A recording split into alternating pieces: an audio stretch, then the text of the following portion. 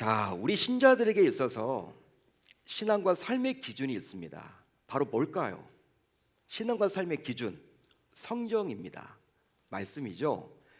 바로 성경은 신앙의 대상인 하나님의 말씀이기 때문에 우리 신자들의 신앙과 삶의 기준이 되는 거예요.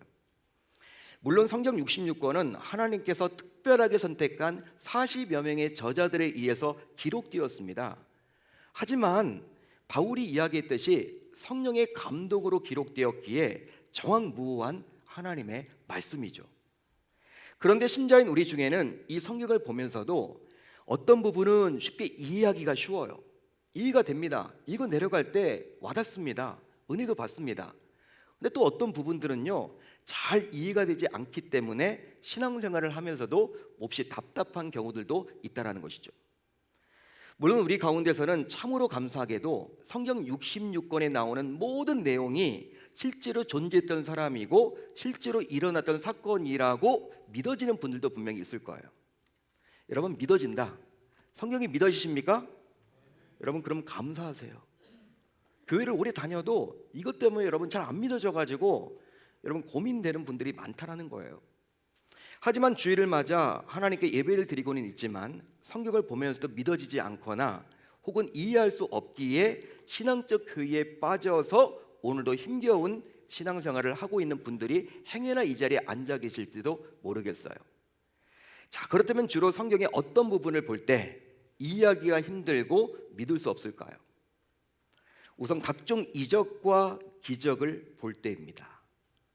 예를 들어 볼까요? 홍해가 갈라진 사건, 바다가 갈라졌대. 죽은 자가 살아난 사건, 여러분 이게 믿어지세요?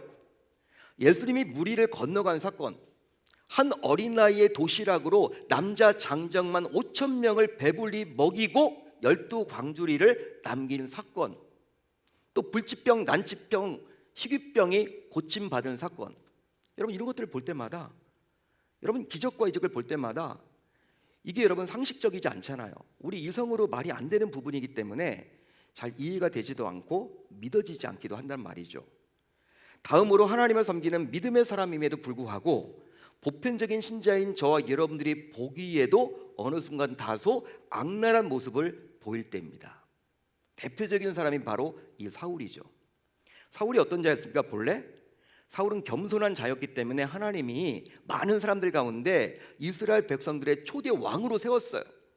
그런데 그렇게 겸손했던 사울이 얼마 지나지 않아서 어떻게 그리 교만해져서 하나님의 말씀까지도 왜곡하며 가볍게 여기게 되었던 것일까? 실제로 성경을 보면 하나님의 임재를 체험했던 자였는데 다소 어처구니 없는 행동을 보일 때가 있습니다. 이런 경우에 신자인 저와 여러분들은 잘 이해가 되지 않고 의문이 들기도 하죠. 이건 뭐야? 이제 오늘 우리가 살펴볼 사건은 신자인 저와 여러분들이 보기에 마치 사울왕을 볼 때처럼 다소 이해하기가 힘든 내용이라 할 수 있을 거예요. 본래 하나님의 선민 이스라엘 백성들은요, 무려 430년 동안 애굽에서 노예 생활을 해야만 했습니다. 종 노릇을 해야만 했다라는 거예요. 자유가 없었습니다. 하지만 하나님께서 백성들에게 은혜를 베푸사 하나님께서 세웠던 모세의 인도하에 출애굽을 하게 되었죠. 그 결과 백성들은 이제 종에서 자유인으로 살아가게 되었습니다. 자, 출애굽한 이스라엘 백성들은요, 이제 3개월 정도가 지났어요. 여러분, 출애굽한 지 3개월 정도가 지났습니다. 어디에 도착을 했느냐? 시내산 앞에 도착을 하게 됩니다. 시내산 앞에 도착을 하자 하나님께서 모세를 어떻게 하라고 합니까? 산 위로 올라오라는 거예요. 모세만 올라오라고 이야기합니다. 그 시종인 여호수아와 함께. 다른 백성들은 그냥 산 밑에 있고 너만 올라와라. 시종 하나만 데리고 와라. 그렇게 하신 목적은 바로 무엇이냐면 출애굽한 이스라엘 백성들이 앞으로 살아갈 지침인 10계명의 두 돌판을 주기 위함이었죠. 자, 그래서 모세는 하나님의 부르심에 응답해서 산에 올라갔어요. 그리고 시간이 흘러서 40일 정도가 지났는데 정말 이해하기 힘든 충격적인 사건이 일어나게 되었습니다. 바로 어떤 사건이냐? 오늘 말씀 1절을 볼까요? 우리 한번 같이 읽어봅니다. 1절 시작. 백성이 모세가 산에서 내려옴이 더딤을 보고 모여 백성이 아론에게 이르러 말하되 일어나라 우리를 위하여 우리를 인도할 신을 만들라. 이 모세 곧 우리를 애굽 땅에서 인도하여 낸 사람은 어찌 되었는지 알지 못함이니라. 여러분 이 구절을 잘 보세요. 정말 이 구절을 보면 당시 이스라엘 백성들이 했던 이야기가 맞는지 의문이 들 정도로 다소 충격적인 이야기 아닙니까? 바로 모세가 산에 올라간 지 40일이 지나도 내려오지 않자 백성들이 모여서 아론을 찾아가서 다음과 같이 이야기를 했죠. 어떤 이야기를 합니까? 우리를 위하여 우리를 인도할 무엇을 만들라? 신을 만들라. 이렇게 요구를 했어요. 원어를 보게 되면요, 우리 개역개정 우리가 보는 한글 성경을 보게 되면 신이라고 나와 있는데 원어를 보게 되면 신들입니다. 신들, 우리를 인도할 신들을 만들라. 한마디로 그동안 이스라엘 백성들이 믿고 섬겨왔던 유일신 하나님을 부정하는 멘트예요. 저와 여러분들이 믿는 하나님은 어떤 하나님이십니까? 유일신 여호와 하나님이십니다. 유일신이죠. 한 분이시죠, 여러분. 결국 백성들의 이런 요구를 듣게 된 아론, 이 아론은 백성들에게 금을 모으라고 요구한 이유, 그 금을 가지고 송아지를 만들어요. 송아지 모양을 만들었습니다. 그래서 일명 금송아지를 만들게 된 거예요. 자, 오늘 말씀 4절을 볼까요? 이렇게 나와 있죠. 같이 읽습니다. 시작. 아론이 그들의 손에서 금고리를 받아 부어서 조각칼로 새겨 송아지 형상을 만드니 그들이 말하되 이스라엘아 이는 너희를 애굽 땅에서 인도하여 낸 너희의 신이로다 하는지라. 이제 아론은 백성들의 요구대로 금으로 송아지를 만들었어요. 그 송아지를 보더니 백성들이 어떻게 이야기합니까? 이는 너희를 애굽에서 인도하여 낸 너희의 신이다 라고 이야기합니다. 역시 원어를 보게 되면요, 우리가 가지고 있는 개역 성경을 보게 되면 신이라고 나와 있지만 역시 원어를 보게 되면 신들로 나와 있죠. 즉 백성들은 하나님의 유일성을 부정하는 말을 스스럼 없이 내뱉고 있어요. 여러분, 이런 백성들의 요구와 그 요구에 대한 아론의 반응을 보게 되면요, 너무나도 충격스럽지 않습니까? 끔찍한 일 아닙니까, 여러분? 잘 이해가 되지 않지 않습니까? 아니, 충격을 넘어서 어찌 감히 그들이 그리할 수 있단 말이냐? 우리는 그렇게 따지고 물어 싶어요. 후대를 살아가는 저희들의 입장에서는 따지고 싶어요, 그들에게. 실제로 이들은 출애굽할 때 자신들에게 역사하시는 하나님을 몸소 체험했던 자들이었습니다.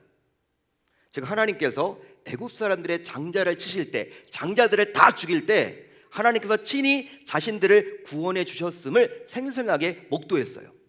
눈으로 봤습니다. 그뿐 아니라 홍해 앞에서 홍해가 쫙 갈라져 가지고 하나님께서 친히 자신들을 바다를 육지 걷듯이 해주셨음을 경험했어요. 홍해가 갈라진 걸 봤단 말이에요, 여러분.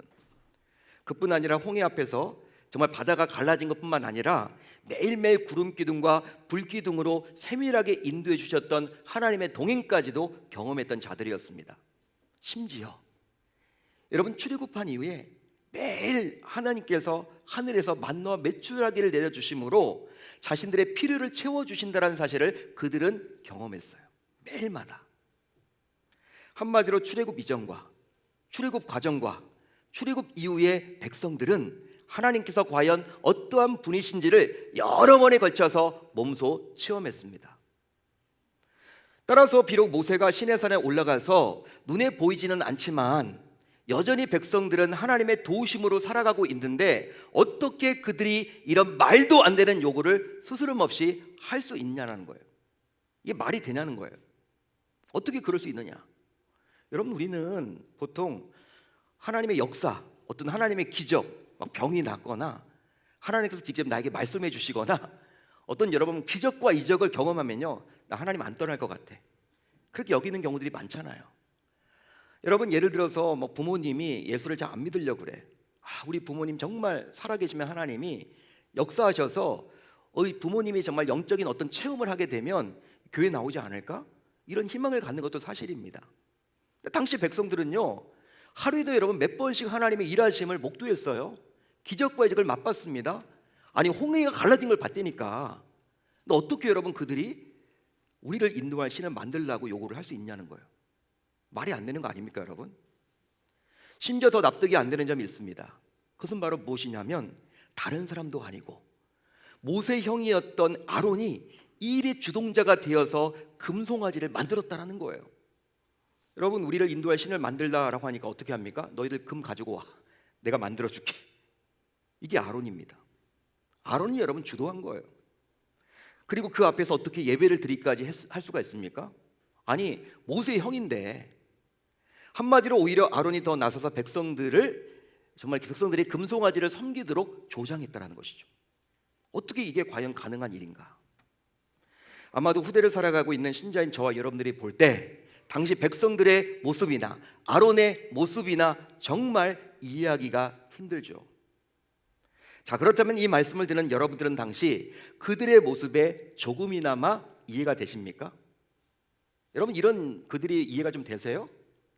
그러면 왜 그들은 이런 어처구니없는 일을 스스럼 없이 벌였을까요? 여러분, 그들이 이런 어처구니없는 짓을 하게 된 이면을 보게 되면 무언가 근본적인 이유가 있기 때문일 텐데요. 자, 그렇다면 그 이유는 과연 무엇입니까? 그 이유에 대한 답을 하기 전에 그걸 알려면 출애굽기 24장을 우선해서 보셔야만 합니다. 자, 실제로 출애굽기 24장을 보게 되면 하나님의 부름을 받았던 모세가 시내산에 오르기 전에 하나님께서 자신의 백성들과 언약을 체결하시는 그 장면이 나와요. 한마디로 출애굽기 24장을 보면 하나님께서 자신의 백성인 이스라엘 백성들과 언약식을 체결합니다. 자, 어디에 나와 있느냐? 24장 7절로 8절에 나와 있어요. 제가 읽어드릴게요. 모세가 언약서를 가져다가 백성에게 낭독하여 듣게 하니 그들이 이르되 여호와의 모든 말씀을 우리가 준행하리이다. 모세가 그 피를 가지고 백성에게 뿌리며 이르되 이는 여호와께서 이 모든 말씀에 대하여 너희와 세우신 언약의 피니라. 할렐루야, 할렐루야. 자, 그렇다면 이 언약식의 자리에 과연 누가 있었을까요? 누가 있었을까요? 당연히 모세는 있었겠죠. 모세 말고 또 누가 있었을까요? 모세 혼자 있었을까요? 그렇지 않아요.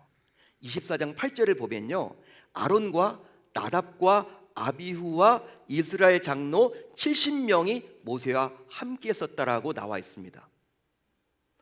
따라서 이스라엘 백성들을 대표하는 장로 70명과 아론이 모세와 함께 하나님의 언약을 체결했던 그 현장에 있었다라는 거예요. 그런즉 70명의 장로들, 즉 백성들과 아론은 여호와의 모든 말씀을 준행하겠다며 분명히 자신의 입으로 고백했었습니다. 40일 전에 고백했었다고요. 아론이 그 현장에 있었다니까요.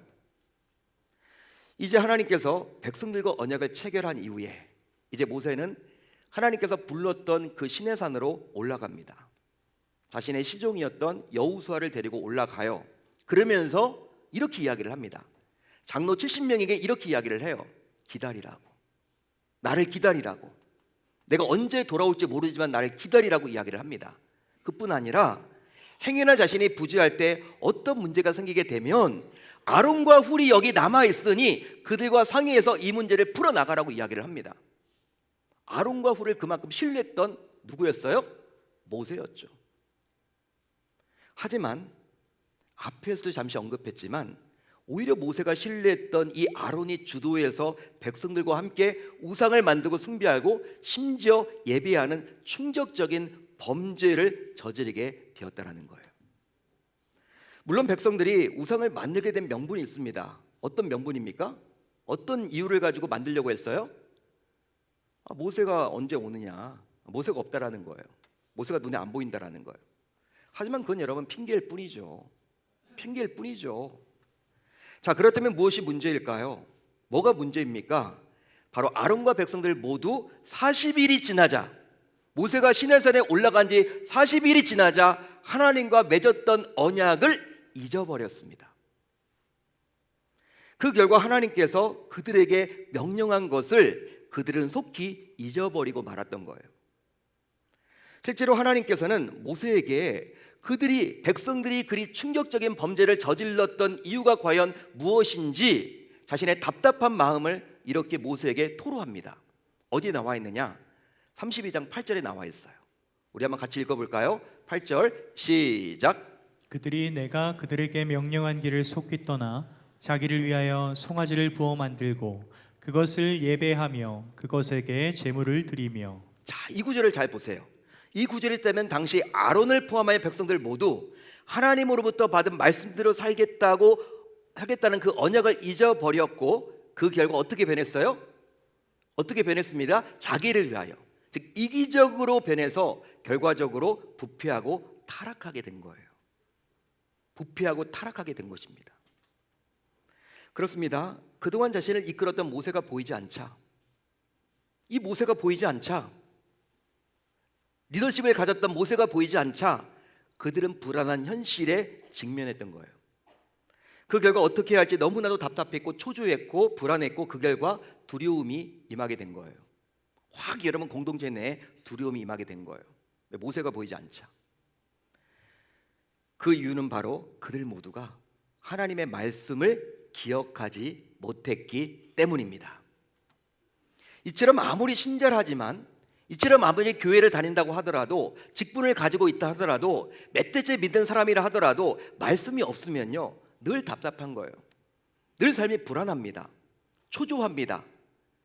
또 여러분 잘 막 이렇게 힘들어요. 그리고 무엇보다도 두려움이 임합니다. 이게 바로 말씀이 없는 분들의 증세죠. 여러분, 그렇다면 하나님의 말씀을 기억하지 못했을 때 당시 그들에게 과연 무슨 일이 일어났던 것일까요? 백성들이 여러분 말씀이 없었잖아요. 그들에게 어떤 일이 벌어졌습니까?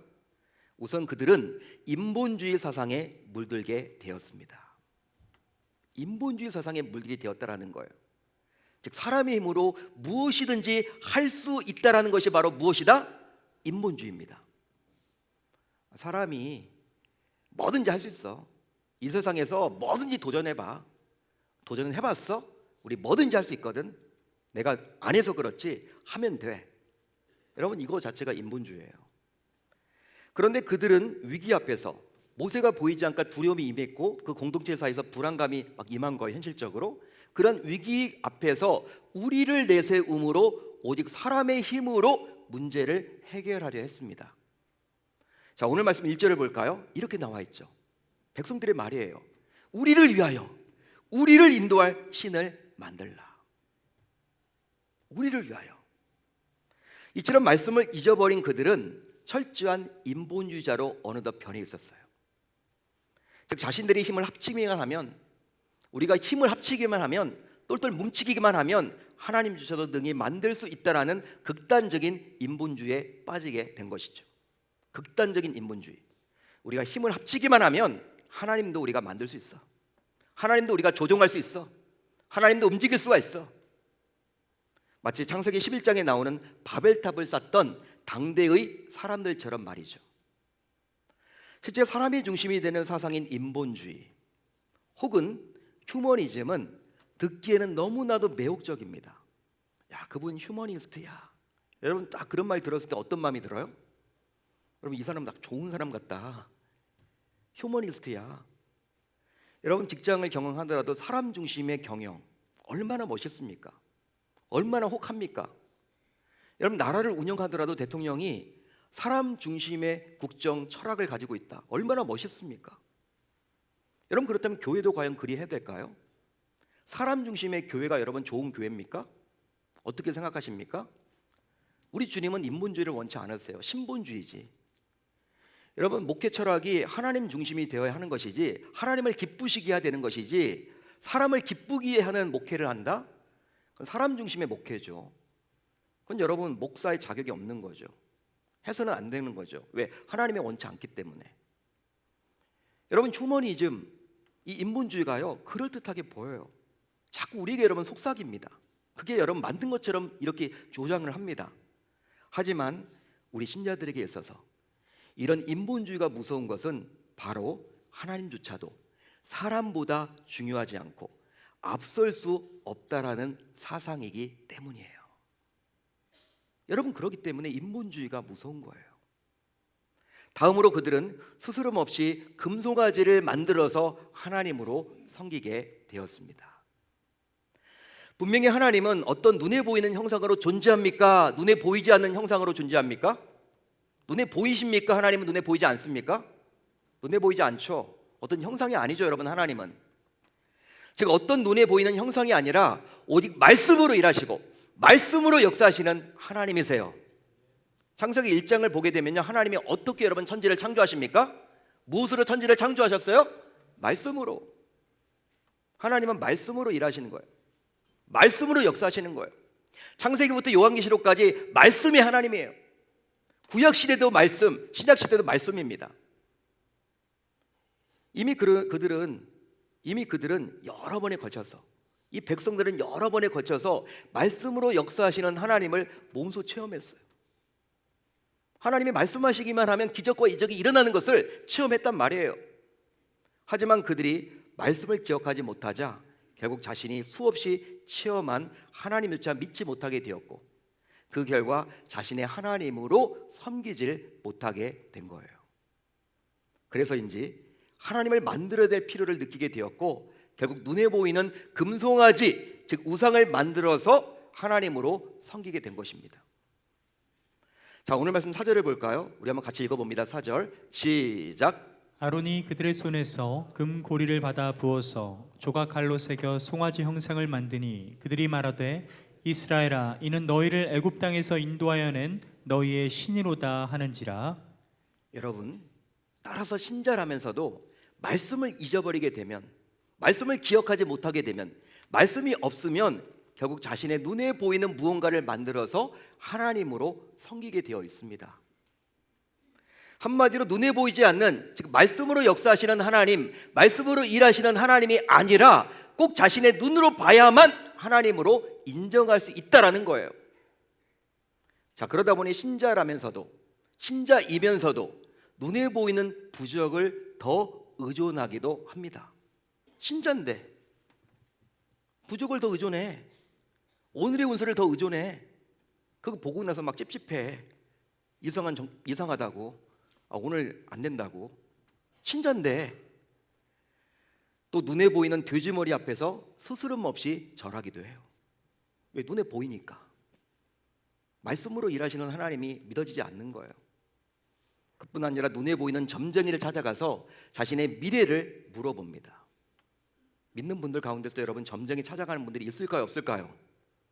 우리 교회는 한 분도 없겠지만 제가 있던 교회는 있더라고요. 이것이 바로 말씀이 없을 때 신자들에게 나타나는 증상들이에요.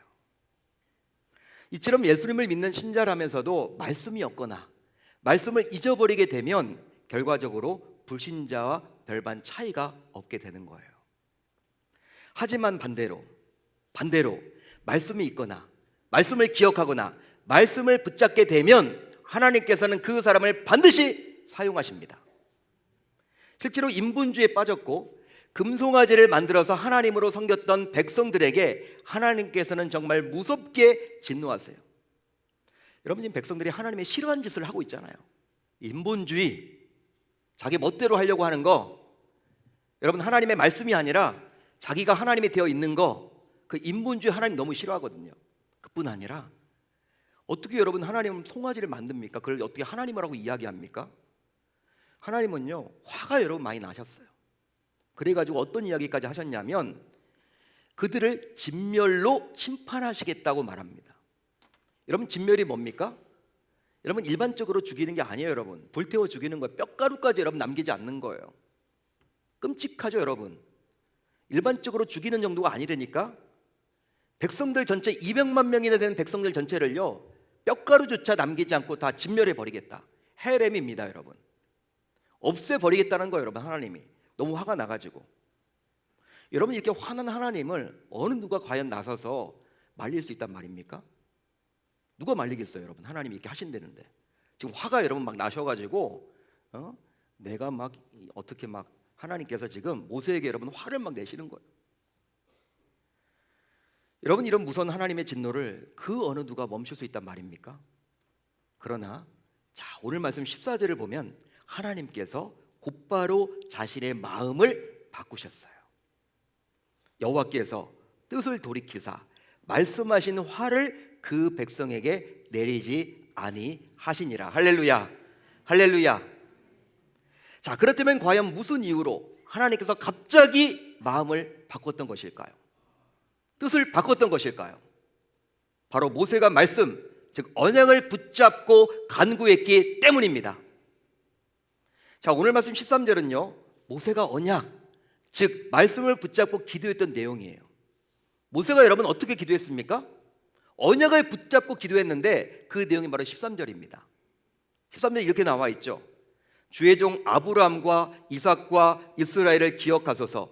주께서 그들을 위하여 주를 가리켜 맹세하여 이르시기를 내가 너희의 자손을 하늘의 별처럼 많게 하고 내가 허락한 이 온 땅을 너희의 자손에게 주어 영원한 기업이 되게 하리라 하셨나이다. 이 언약은요, 하나님께서 이스라엘 백성들의 선조였던 아브라함과 이삭과 야곱에게 직접 해주셨던 약속입니다.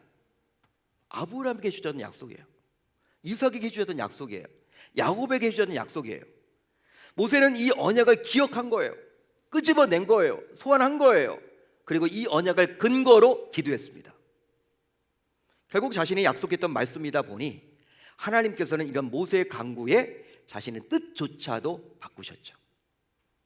그 이유는 바로 우리 하나님께서는 자신이 한 약속을 반드시 지키시는 분이시기 때문입니다. 여러분 믿으시면 아멘, 동의하시면 아멘. 사랑하는 성도 여러분, 오늘 말씀을 접하면서, 오늘 말씀을 읽어 내려가면서 어쩌면 일부 성도님들은 자신은 금송아지를 만들거나 금송아지를 숭배하거나 그 앞에서 예배하지 않는다고 여기면서 오늘 말씀이 자신과는 상관없는 메시지라고 여기실지도 모르겠습니다. 나는 금송아지 안 만들어. 나는 금송아지 숭배하지 않아. 나는 철저하게 하나님을 믿지. 오늘 목사님 말씀은 나랑은 상관없는 말씀이다. 이렇게 여러분 지금까지 듣고 계신 분이 계실지도 모르겠어요. 하지만 신자인 우리는 당시 백성들처럼 금송아지를 직접 만들어서 섬기지는 않더라도 오직 내 마음대로 하겠다는 보다 진보된 인본주의의 형태로 여전히 금송아지를 섬기고 있습니다. 신앙생활을 내 마음대로 하고 있지는 않나요, 여러분? 하나님의 말씀의 기준이 있는데 이 기준에 따라서 예배를 드리고 이 기준에 따라서 기도도 하시고 이 기준에 따라서 봉사도 하시고 이 기준에 따라서 직분자 역할을 감당하셔야 되는데 내 편리대로, 내 생각대로, 여러분 인본주의가 이미 들어와 있는 거예요. 따라서 저와 여러분들 모두 지금 금송아지를 섬기고 있는 거예요. 실제로 어떤 의미에서 보게 되면 인본주의는 이단보다도 더 무서워요. 여러분 이단 무섭죠? 여러분 이단 무섭죠? 근데 이단보다 더 무서운 것이 바로 무엇이다? 인본주의예요. 어떤 의미에서? 자, 왜냐하면 이단은 신자인 저와 여러분들 모두 경각심을 갖고 경계합니다. 여러분 이단자가 와가지고 어떤 이야기하면 우리가 귀를 기울입니까? 그냥 무시해버립니까? 무시해버리죠. 뭐 종이를 줘도 안 받죠, 여러분. 성경 공부 모임을 하자고 해도 여러분 안 가죠. 경계합니다, 우선. 하지만 인본주의는 자신도 모르게 스며들어서 신앙을 좀먹어요. 그게 무섭습니다. 여러분 인본주의는 우리가 힘을 모으면 그 무엇이든지 할 수 있다라는 불신앙입니다. 뭐든지 할 수 있다. 우리가 힘만 합치면 뭐든지 할 수 있다. 즉 하나님 없이도 우리가 힘만 합치면, 힘만 모으면 이길 수 있고 성공할 수 있고 심지어 행복할 수 있다라고 주장하는 것이 바로 이 인본주의예요. 따라서 신앙 안에 인본주의가 들어오게 되면 결국 어느 순간 교회만 다니는 종교 활동만 남게 되는 거예요. 실제 당시 백성들이 금송아지를 만들어서 섬겼던 것은 하나님조차도 자신들이 마음대로 할 수 있다라는 이 인본주의가 이미 들어와 있었기 때문이에요. 말씀을 잊어버리다 보니까, 말씀을 놓쳐다 보니까, 말씀을 기억지 못하다 보니까 이처럼 무서운 것이 바로 인본주의 아닙니까? 그런데 정말 안타깝게도 코로나 팬데믹을 거치면서 하나님의 자녀라면서도 하나님을 경외하지 않고 하나님의 말씀조차도 무시하며 자신의 마음대로, 자신의 멋대로 신앙생활을 하려는 자들이 점점 늘어만 가고 있다는 거예요.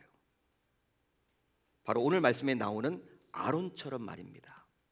오늘 말씀에 나와 있는 아론은요, 인본주의 사상에 물든 대표적인 인물이에요.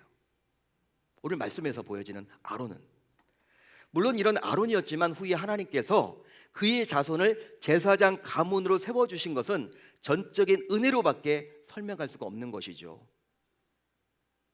그런즉 이런 인본주의에 물든 자들이 많아져서인지 점점 성도로서 기본적인 의무와 책임을 다하지 않으려 합니다.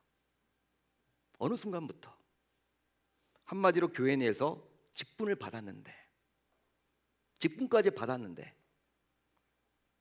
직분자에 걸맞는 희생과 손해를 보려하지 않아요. 즉 물질로, 시간으로, 재능으로 말이죠. 직분을 받았다면 하나님께서 주신 목적이 있을 거 아닙니까? 말씀에 분명히 나와 있는데 그것보다도 자신이 여러분들 생각하기에 이 정도면 하면 되겠다 생각하시는 것 같아요. 그뿐 아니라 하나님이 원하시는 것에는 전혀 관심이 없고 하나님을 기쁘시게 하는 것은 관심이 없고 오직 자신의 필요에 의해서 봉사도 하고요, 예배도 드립니다. 자신의 필요에 의해서, 필요할 때만, 자신이 하고 싶은 것만 골라서 봉사해요. 더욱이 모여서 기도하기보다는 자신들의 세력을 내세우면서 우리 패밀리를 구성해서 뒤에서 수근수근 거리며 여론을 조장하기도 하죠. 따라서 이제 우리 모두 이런 모습이 내 안에 보인다면 이미 내 안에도 어느 순간 인본주의가 슬그머니 들어와 있는 거예요. 진단해 보셔야 합니다. 따라서 이제 우리 모두 하나님 말씀 중심의 신앙으로 다시 돌아가야 하겠습니다. 그런즉 이제 우리 모두 다음과 같이 다짐하고 결단하면 좋겠어요. 이 부분이 중요한 것 같아요. 이번 한 주 우리가 기도하면서 우선 하나님께서 주신 말씀을 기억합시다. 하나님께서는 말씀을 통해서 역사하시고 말씀을 통해서 일하시기에, 그리고 말씀을 기억하고 붙잡는 자와 함께 하시기에 이 말씀을 기억하는 게 중요해요. 말씀의 사람이 되세요, 여러분. 따라서 매주일 말씀으로 우리를 찾아오시기에 그 말씀을 붙잡고 기억해야 할 줄로 믿습니다. 오늘 들으셨잖아요. 하루 이틀 지나면 다 잊죠. 여러분 유튜브에 들어가서 또 들으시면 됩니다. 놓쳐서는 안 돼요. 기억하셔야 됩니다. 나에게 주신 말씀으로 붙잡으시기를 당부드립니다. 또 한 가지, 하나님께서 주신 말씀을 근거로 기도합시다. 말씀을 근거로 기도하자고요. 여러분 기도하시는데 여러분 근거로 기도를 하십니까? 여러분 말씀이 없이 기도하면요, 불자들이 절에서 기도하는 것과 똑같아요. 불자들도 기도합니다. 열심히 합니다. 여러분 정성을 다해서 합니다. 근데 우리는 말씀을 붙잡고 기도하는 거예요. 말씀에 근거해서 기도하는 거예요. 그게 없이는요, 세상 사람들의 기도와 별반 다를 바가 없다라는 거예요. 하나님의 말씀은 곧 약속이잖아요, 여러분. 따라서 하나님의 약속을 붙잡고 기도할 때 하나님은 그 약속을 근거로 기도하는 자에게 반드시 응답을 해 주십니다. 여러분 이번에 52주 동안 릴레이 금식 기도를 하는데 여러분 표에 이렇게 작성한 분들에게 그날 여러분 기도자들이 있잖아요. 나오게 되면요, 그분들에게 여러분 새벽에 7시에 문자를 보내드려서 성구 하나랑 기도 제목들을 같이 드려요. 여러분 우리가 왜 기도회에 나왔는데 말씀을 전합니까? 금요 성령 집회 여러분 나오시잖아요. 기도하기 위해 나오셨는데 왜 제가 설교를 합니까? 새벽 기도에 나오셨는데 새벽 기도회야. 근데 왜 여러분 목사님들이 왜 설교하죠? 여러분 기도할 제목도 있지만 그것보다 더 중요한 것은 우리가 말씀을 붙잡을 때, 말씀을 붙잡고 기도할 때 하나님께서 응답해 주시기 때문이에요.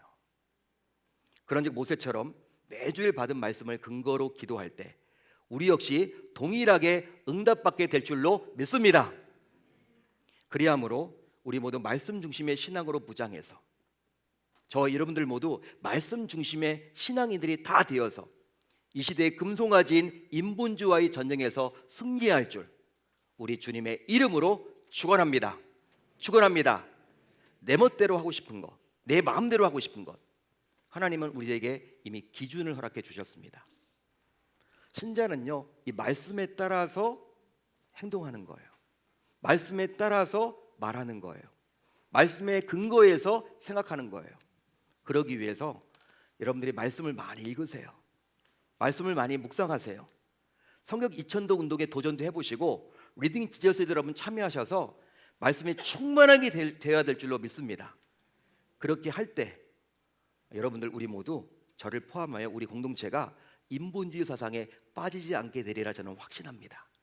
그렇게 한번 해보겠다라고 다짐하고 결단하는 저 여러분들이 다 되실 수 있기를 우리 주님의 이름으로 축원합니다.